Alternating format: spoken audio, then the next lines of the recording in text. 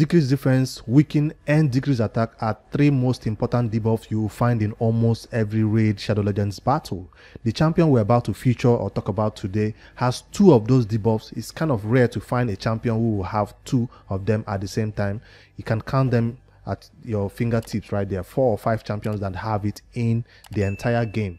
But Madam Serris is one champion that is going to be available to most players from August 19th all the way to August 20th in a 10x void. So that's why I thought let me bust out mine and feature her in this video.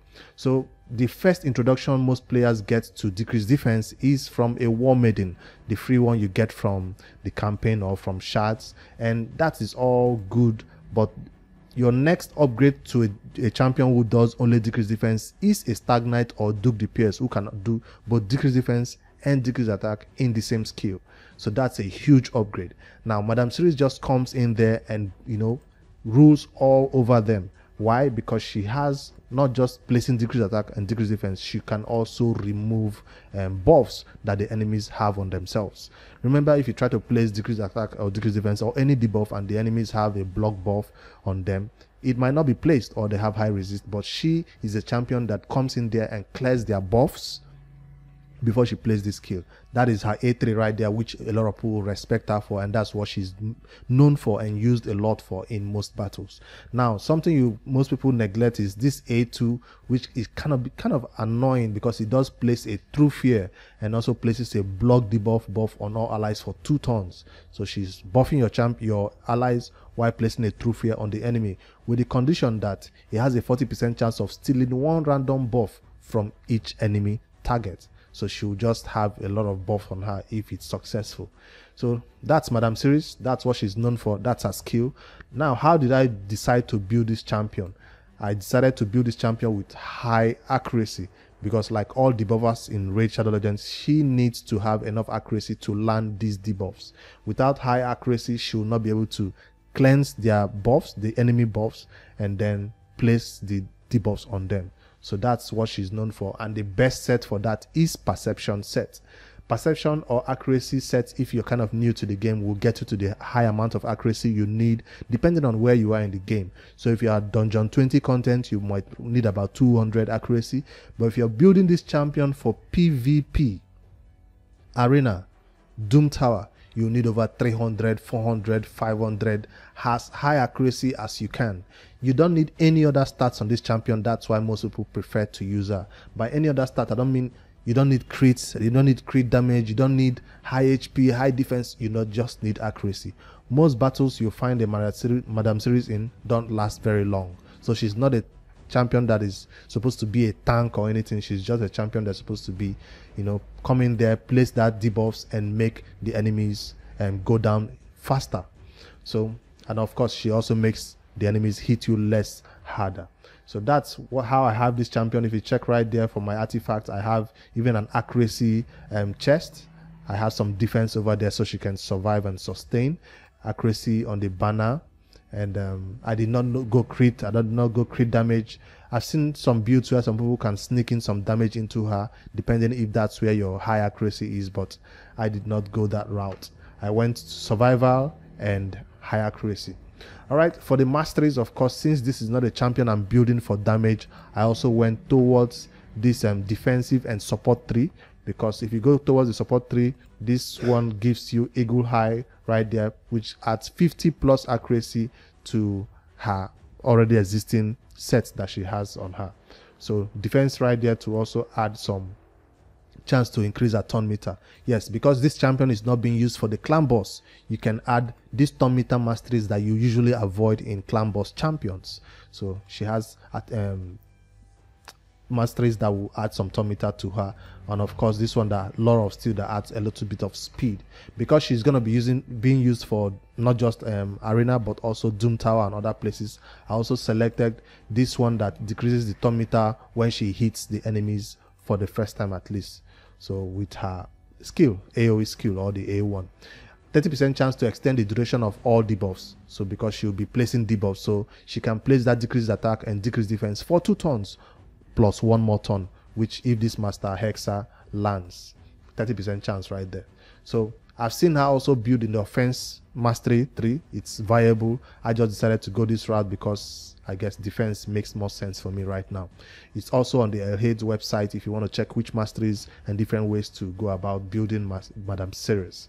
So this is the champion, that's my artifact, that's my masteries. Let's take her into some dungeon content and find out how she can actually fare in battle.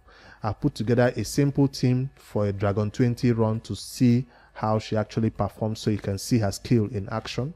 So head over to Dungeon 20, and that's the team I put together. It's not this one. A simple team right there.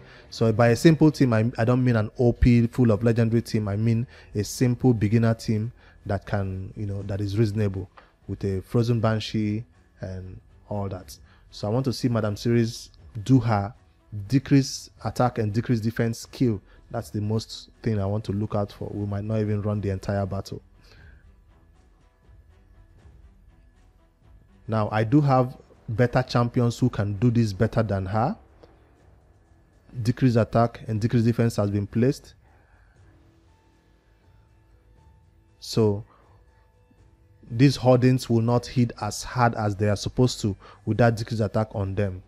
So she goes in with the A2, I think. Alright, you've seen what she can do right now. Let me put it in 2x speed and see if she does any other skill at A1. I'm waiting for that fear, because she has not stole any buffs from them. She has not placed any fear on anybody yet. Whenever this champion takes a turn, you can see that she places a shield on herself. That's a passive that is built into her skill. Whenever it's her turn, she first of all places a shield on herself before she takes a turn. This makes her extremely viable for the Scarab boss, because yes, she will not need a shield set. She will not need somebody to shield her or a blood shield accessory like most champions will do for that Scarab boss. So she's somebody who can consistently place decrease attack and decrease defense on that Scarab boss without the need for a shield, because she shields herself before she goes in for that hit. On her A1 right there, she just put a fear on this champion, and I did not read out the A1 skill, but I know it does have a chance to fear. I'm waiting for her to do a decrease attack and decrease defense again. She went in for the A1 instead, decreasing the turn meter from the masteries like we originally set it to do. I'll let it run to the end and see what she does against the boss. Now, if you do pull a Madame Serris in the early game, your dungeons will be extremely easier for you, because you will not take a lot of damage. And I've not seen her being used a lot in the clan boss. No, although she does have 2 skills that is useful for the clan boss: decrease defense and decrease attack. Because it's not on an A1, most people don't use her for the clan boss, because you don't need this champion in lifesteal. You need her in high accuracy sets. So clan boss champions usually feature in lifesteal. So that's why that's not where she's known for. Another place that I can think of using this champion, why I have this high amount of accuracy on her, I'll show you my total stats. I know I skipped out on that. The high amount of accuracy will require me to use this champion in the Hydra, because that's somewhere where they do have a lot of buffs, and it would be nice to have somebody to always strip those buffs from them, especially when they steal your buffs. If you're not in the place in the game where you have enough resist to make them not steal your buff, you can bring in a madam to make sure that whenever they steal your buff, you can just cleanse it out of the way and do more damage to them at the same time with decreased defense out there. So Hydra is not a content I'll be showing in this video, unfortunately, because I don't have a team around her yet, and it's going to take a while before we focus on that content on this channel. So I'll let it run. She's going in there. She has placed her decreased attack and decreased defense for 2 turns. And I think Frozen Banshee can finish the rest of the run. So I'll cut to the end of this battle and we'll show you her total stats that made this possible, so you can maybe get an idea of how you should build this champion in terms of the stats requirement. Remember, this is Dungeon 20. For Dungeon 25, you'll need about 250 accuracy. For Hydra hard content or even Doom Tower hard content, you'll need over 300, 400 accuracy. Now for arena, which is the next place that I'm going to be showing you this champion in, we need about 500 to 600 accuracy, depending on which level of the arena. I'm talking about gold 5 arena now, where it's extremely competitive and players right there have high resist champions. So to debuff them successfully each time, you will need over 500 accuracy on this champion, which is easy to get if you've been farming perception sets from faction wars for a while. But if you can't reach that high amount of accuracy, as high as you can go, it's totally fine. Before I take Madame into the next piece of content, let me answer the question: how much speed do you need on your Madame? Now that you know how much accuracy you need based on the content you're trying to beat, how much speed do you really need? Your speed on your Madame will be based on your nuker. Yes, Madame needs to walk in hand with your nuker. I'm talking about whether you're using K, whether you're using Candrafron, anybody that will take down the enemies, Madame Serris needs to go before that person. So as long as she goes before that person and strips them and places that decrease defense and decrease attack, you're good to go. So the answer to that question is as much speed as your accuracy set will allow you. So yes, Madame can be the first champion to go in the team as long as she's not the last champion to go before your nuker. So that's why I have a total of 240 speed right there, which is low for the level where I'm trying to use her in. In the arena, you can't be this slow, but I'm only 240 speed because I have a control champion. And I'll head over to the arena right there to show you why I have her that slow for high-end arena content. So depending on which team you're building her in, if your Madame is your second champion to go so she can strip those Krisk and all those their shield, she needs to be faster than this. So let me show you the team I'm using her in right now. Let me test out this team. Battle. A team like this.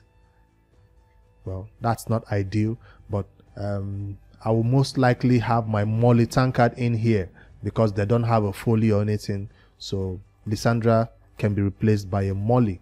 I only have Lysandra in there because she's faster than a Molly in terms of my speed. So, but a control champion like this will ensure that the only 2 champions I need to speed tune are my Molly and Abita together. I don't need to speed tune this other Madame Serris or my nuker, because they can be slow as they want to be as long as the enemies have been provoked.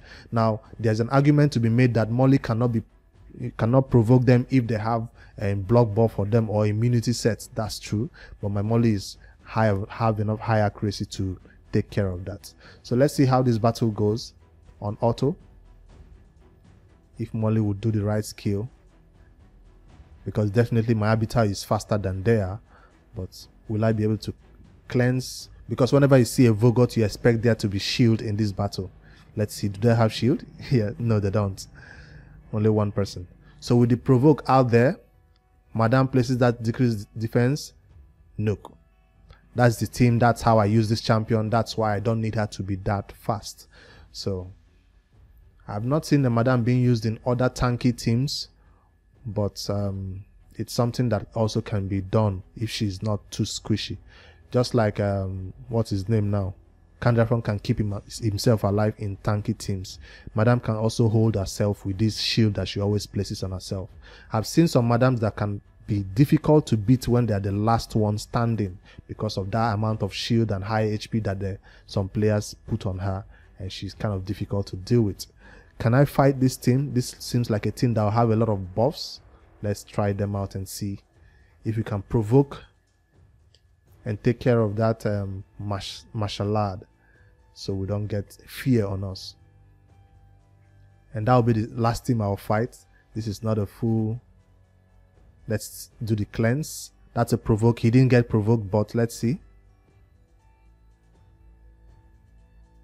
Cleansed. So with decreased attack out there right now, the amount of damage that I will take from this champion will be reduced. Can I take him down? I don't think so. Yes, we did.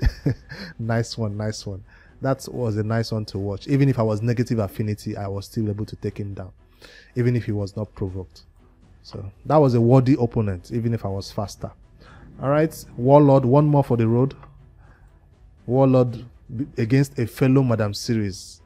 Abita, Madame, and then a Warlord. So this champion probably has a better champion set than I do, but I have better gear, so I will go first. Provoke. Madam has high resist, she could not be provoked. But let's see. Cleanse and nuke. That's how you want it to go every time.